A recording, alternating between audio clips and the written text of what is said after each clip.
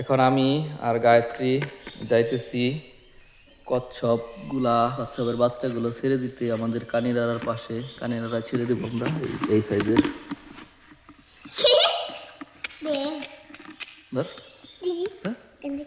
ধরো কামো দেবো না অনেকগুলো।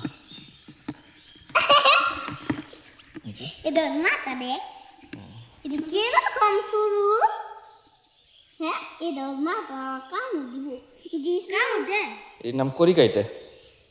আঙ্গুল দেখ ওর আঙ্গুল কিরকম মায়া আছে জানো তোমরা তো একটা ছেড়ে দিয়েছো।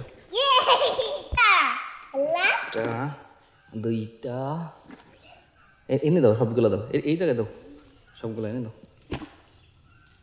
ওরে গেল গা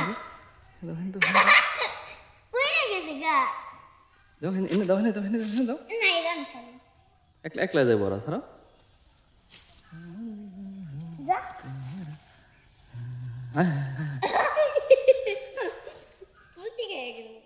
উল্টি গায়া বইরা গেছে উল্টি গায়া উড়ে কোনে উড়ে এরাই যায় না যা ওই ছাড়ো ছাড়ো, একলা যাও উড়ে কে বলে দিলেন মুদি উই আ তো পুলটি গায়া বইরা গেল উড়ে পুলটি বইরা গেছে এটাও ভাব পুলটি গায়া উড়ে গেল পুলটি গায়া উই জীবনে নামতে চলে ছাড়ো, তোমার দাঁতটা ছেড়ে দাও, তোমার দাঁতটা ছেড়ে দাও। এমনি ফেকে না যে চলে গেছে লাভ এই পুলটিটা খাই না কে যা লাকে দে খুঁজা দি যা যাই বলছ যা আসনা কে তোর মার কাছে থাকতে তোর মা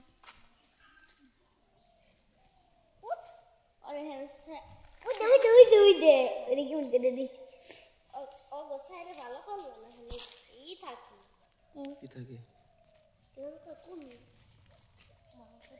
ওগো কেউ খাই পারে না, ওরা যে শক্ত। শক্ত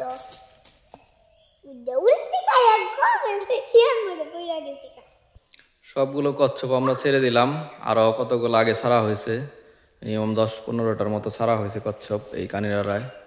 দেখা যাক কি হয়, 5-6 বছর পরে কচ্ছপ এখানে থাকে নাকি চলে যায়।